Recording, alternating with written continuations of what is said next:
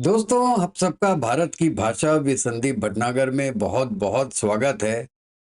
आपने देखा होगा कल से जब से डोनाल्ड ट्रंप प्रेसिडेंट बने हैं तब से वो एग्जीक्यूटिव ऑर्डर साइन किए जा रहे हैं, साइन किए जा रहे हैं, साइन किए जा रहे हैं। आज मैं आपको बताता हूं कि एग्जीक्यूटिव ऑर्डर होते क्या हैं और क्या एग्जीक्यूटिव ऑर्डर एक कंट्री के प्रेसिडेंट को इतना ज्यादा एक अधिकार दे देते हैं कि जो भी उसका मन हो वो करे। शायद हमारे वक्त में, शुरू के वक्त में जो राजा हुआ करते थे हिंदुस्तान में, उनके पास ये ऑर्डर होगा, एग्जीक्यूटिव ऑर्डर। आज के जमाने में हिंदुस्तान में तो है नहीं। तो दोस्तों, इसकी थोड़ी हिस्ट्री देखते हैं। ये एक्चुअली जो यूएस का प्रेसिडेंट है उसका एक स्पेशल हुक्म होता है जो कि बिना कांग्रेस की अप्रूवल के लागू होता है। दोस्तों, उसको कहीं भी अप्रूवल की जरूरत नहीं होती। और ये जो ऑर्डर्स होते हैं ये गवर्नमेंट के काम के तरीके बदलने के लिए यूज होते हैं, नॉर्मली इन जनरल नहीं होते हैं। लेकिन जहां तक हम देख रहे हैं यूएस में, तो वो केवल गवर्नमेंट के काम करने के तरीके नहीं बदल रहे, बहुत कुछ बदल रहे हैं। आप जो केसेस कोर्ट में हैं, एक एग्जीक्यूटिव ऑर्डर से आप उसको माफ कैसे कर सकते हैं? ये तो कोई गवर्नमेंट का काम करने का तरीका नहीं है। एनीवेज, ये यूएस के प्रेसिडेंट को मिलती है आर्टिकल 2 के अंडर में। जो उनका यूएस का कॉन्स्टिट्यूशन है उसके आर्टिकल 2 के अंडर में उनको वो एक ये पावर्स मिलती हैं दोस्तों। और ये ट्रेडिशनल अभी का नहीं है, ये शुरू हुआ था 1789 में। और सबसे पहले जो एक एग्जीक्यूटिव ऑर्डर जो साइन किया था वो किया था जॉर्ज वॉशिंगटन ने। और उसका काम था जो फेडरल एम्प्लॉयज हैं उनको कैसे गाइड किया जाए कि वो अच्छी तरीके से काम करें, उसके बारे में एक एग्जीक्यूटिव ऑर्डर था जो पहला पहला ऑर्डर था। और उसके बाद बहुत है, अब्राहम लिंकन ने भी किया, एमेंसिपेशन प्रोक्लेमेशन वाला भी किया। तो उसके बाद तो बहुत ऑर्डर साइन हुए हैं। अब सवाल यह है कि अगर किसी को यो पसंद ना आए, एग्जीक्यूटिव ऑर्डर पसंद ना आए, तो क्या कर सकते हैं? तो दोस्तों, एक काम कर सकते हैं, वो लीगल चैलेंज कर सकते हैं सुप्रीम कोर्ट या लोअर कोर्ट में, वो चैलेंज किया जा सकता है।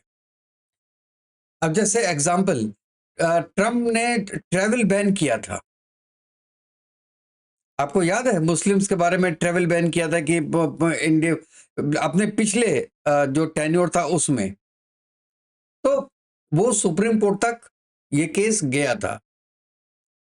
अच्छा, दूसरा तरीका हो सकता है जो कांग्रेस है, कांग्रेस एक न्यू लॉ लाए और जो उस लॉ का निगेट करे।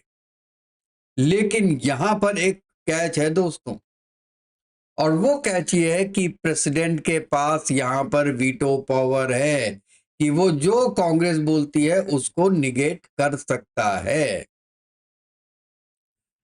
और नेचुरल है भाई, तीसरा तो जो हिंदुस्तान में और पाकिस्तान में होता है, पब्लिक प्रोटेस्ट करो, इलेक्शन में प्रेशर लाओ। तो ये कोई तरीका नहीं हुआ, जबकि होता इसी से है, लेकिन ये कोई तरीका नहीं हुआ। अब जैसे ट्रंप ने अपने पहले टेन्योर में जितने भी किए ईओस, उसके 50% बाइडेन ने रिवर्स कर दिया।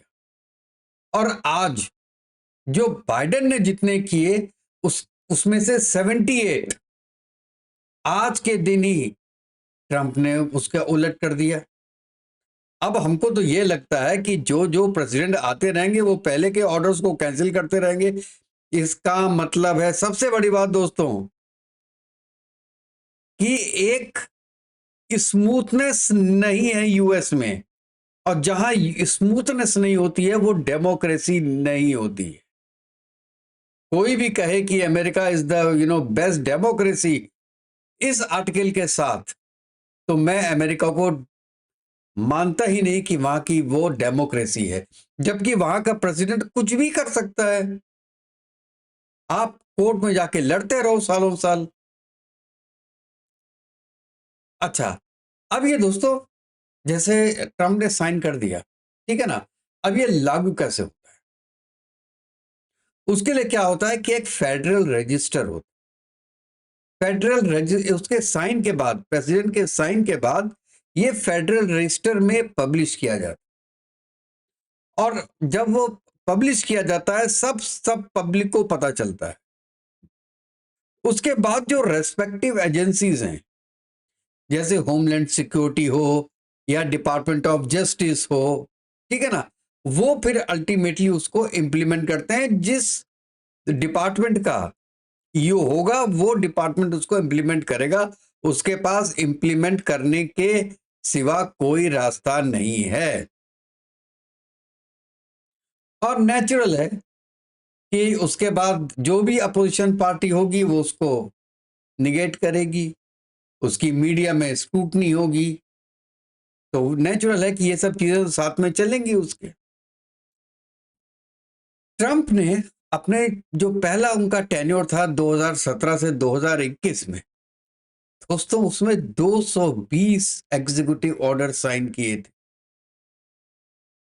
आप देखिए, करीब 50 ऑर्डर्स एक साल में, मतलब हर महीने कम से कम 3 या 4 का माल है। इसका मतलब हर वीक में एक एग्जीक्यूटिव ऑर्डर साइन किया ट्रंप ने। और जो उसमें भी एक दो आपको याद होंगे बड़े कंट्रोवर्शियल रहे हैं, जैसे ट्रैवल बैन था, और बॉर्डर वॉल था, तो मैक्सिको का बॉर्डर वॉल वाला उसने कहा था करने के लिए, तो वो भी एक बड़ा एग्जीक्यूटिव ऑर्डर सही था। बाइडेन ने अपने 21 से 25 के बीच में 120 ईओ साइन किए, जिसमें नेचुरल है क्लाइमेट चेंज का था, स्टूडेंट डेट रिलीफ का था, और अभी जो उसने एग्जीक्यूटिव ऑर्डर साइन किए हैं सबको बचाने के लिए, अपने बेटे को बचाने के लिए एग्जीक्यूटिव ऑर्डर साइन कर रहा है। आई मीन मुझे ये समझ नहीं आता कि सुप्रीम कोर्ट क्या कर रही है, कोर्ट क्या कर रही है, और कौन सा देश ऐसा बर्दाश्त करता है कि जिसका बेटा गुनहगार हो, बाप उसको माफ कर दे क्योंकि वो देश का प्रेसिडेंट है। वाह रे डेमोक्रेसी वाह। और मैंने कहा ट्रंप ने अभी तक 78 तो उसने निगेट कर चुका है, उसके अलावा 100 नए एग्जीक्यूटिव ऑर्डर ऑलरेडी वो साइन कर चुका है। अब दोस्तों हम ये देख रहे हैं कि अब हम थोड़ा कंपेयर करते हैं इंडिया में, जो कहते हैं कि इंडिया की democracy is a shelf democracy, full democracy नहीं है। अरे साहब, इंडिया की डेमोक्रेसी असली डेमोक्रेसी है क्योंकि ये पार्लियामेंट्री सिस्टम है और यूएस में प्रेसिडेंशियल सिस्टम है। India follows a parliamentary system where the executive मतलब prime minister and council of ministers is accountable to the legislative parliament. एक आदमी नहीं कर सकता, उसमें काउंसिल ऑफ मिनिस्टर्स कर सकती है, और उसके बाद भी वोटिंग होती है। वो विधानसभा में भी होगी, सॉरी, ये आपका लोकसभा में भी होगी और फिर विधानसभा में भी होगी, upper house and lower house, both houses, तब जाके एक नियम कानून बनता है। यूएसए में द अदर हैंड एक प्रेसिडेंशियल सिस्टम है और प्रेसिडेंट को ये पावर्स दी गई है कि वो कांग्रेस के इंडिपेंडेंट अपना डिसीजन ले सकता है। सो यहां जो पॉइंट है वो that is separation of power है। In India the separation of powers is less rigid compare to the US.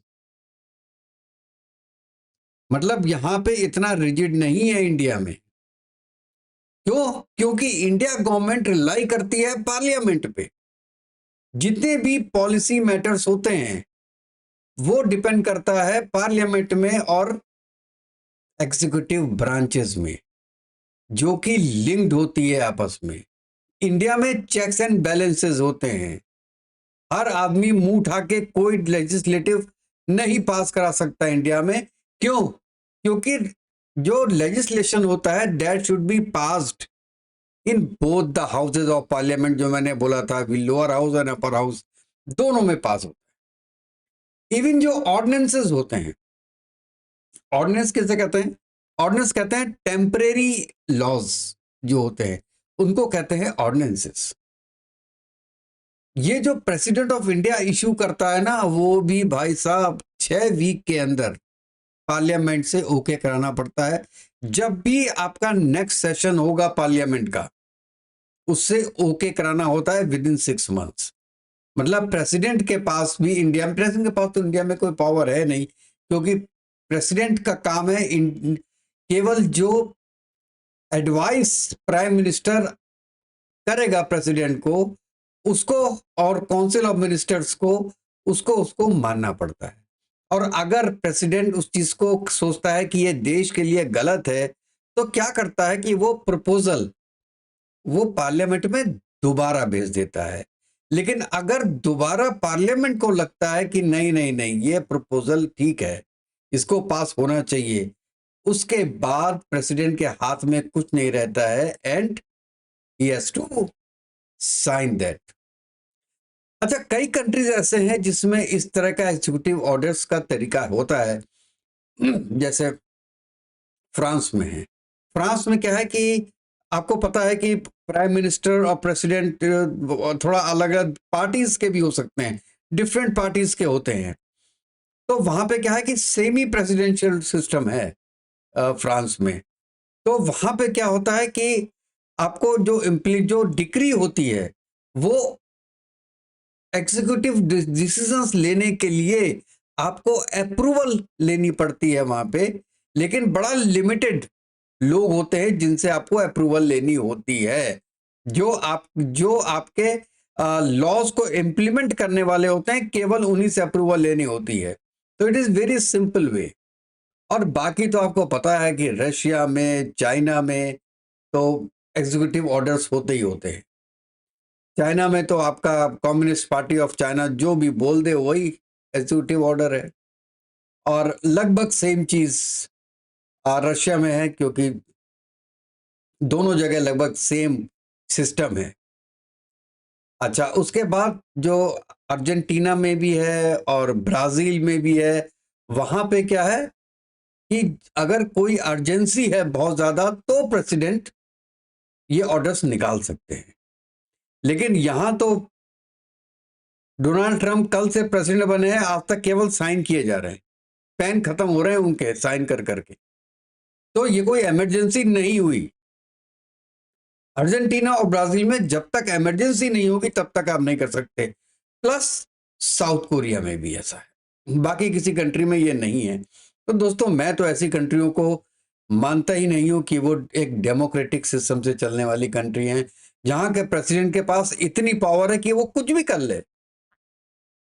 कहता है ब्रिक्स कंट्री में 600% टैक्स लगा देंगे, उसमें इंडिया भी आएगा, स्वीडन भी आएगा, बाकी कंट्रीज भी आएंगी, चाइना भी आएगा, रशिया भी आएगा, ईरान भी आएगा, पूरे जितने साउथ अफ्रीका भी, सभी कंट्री जितनी भी ब्रिक्स में कंट्री वो आएंगी। कह रहा 100%। मतलब ये कि प्रेसिडेंट के पास इतनी पावर है कि भाई साहब किसी कंट्री से ट्रेड ही खत्म कर दो या शुरू कर दो। यही बात हो गई ना। चाइना पे कह रहे हैं 60% लगा देंगे, अब कह रहे हैं 25% लगाएंगे। तो मतलब ये तो एक तरीके का राजा हो गया भाई साहब। बिल्कुल, मैं तो बात कर रहा हूं कि ये कि यूएस का president is a king of USA, जो मन चाहे वो कर दे। और इसी के लिए मैं ये कह रहा हूं कि ये सिस्टम मेरे समझ में तो आया नहीं, एग्जीक्यूटिव ऑर्डर्स का सिस्टम। आप आपके पास भी सेनेट है, आपके पास भी कांग्रेस है, आप दोनों में जाइए, पास कराइए। उसके बाद अगर किसी को प्रॉब्लम है तो they can go to the supreme court, वहां पे आप लड़िए। एक आदमी के पास इतनी पावर देना, कल को डोनाल्ड ट्रंप बोल दें कि हमको ईरान पे न्यूक्लियर वॉर करनी है, सन की आदमी है, बोल दिया उसने, क्या करोगे उसके बाद? कौन मना करेगा उसको? एक आदमी के पास कभी भी इतनी पावर नहीं होनी चाहिए कि वो पूरी दुनिया को खत्म कर सके साहब। तो दोस्तों बताइएगा कि आपको ये वीडियो कैसा लगा, और आपको कुछ अपने कमेंट्स दीजिएगा कि एग्जीक्यूटिव ऑर्डर के बारे में। अगर मैं कोई चीज़ मिस कर रहा हूं तो आपके मैं जो कमेंट्स है उस पे उसका इंतजार करूंगा। और फिर नेक्स्ट वीडियो तक के लिए जय हिंद, जय भारत, वंदे मातरम।